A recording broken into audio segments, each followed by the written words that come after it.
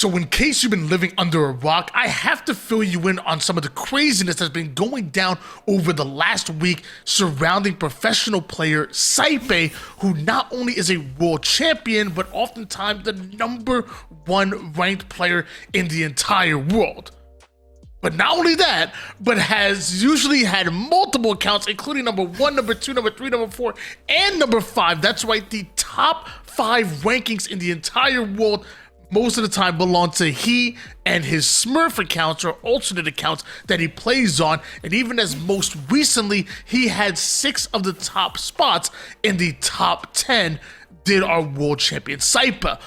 Now, apparently, NetEase and Marvel Rivals weren't really happy about this because they removed all of his accounts except for the top one out of the top 10. Now again, I want to make sure that people know they did not ban the accounts. He was not banned, not he nor his alternate accounts. They just reduced the rank so this way it was outside of the top 10, I guess giving everybody else kind of a fair chance of making it in, which has created some crazy stir across the Marvel Rivals universe. You have many people talking about the fact that, smurfing shouldn't be allowed in the game, and whenever he makes a new account, has to start off in platinum or diamond rank, thus ruining the experience for the players that have to go against him when ultimately he's ranking up. Now, obviously, he makes it out of those ranks pretty quickly, but if you happen to run into them, you're probably not going to have a good time. And if you don't know who he is, you're probably going to leave your head scratching like, who was this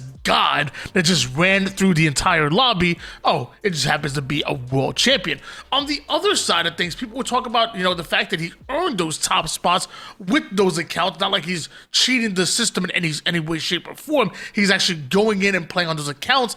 And then oftentimes when he tries to play on his main account, he actually can't find games in the early times, the early mornings, when lots of times he plays. He's actually sat in as much as an 82-minute queue at one point in time trying to find a game on his main account, which is kind of crazy to think about, which may have started his journey with trying to make new accounts just so he can find some games and entertain his stream that he does for a living.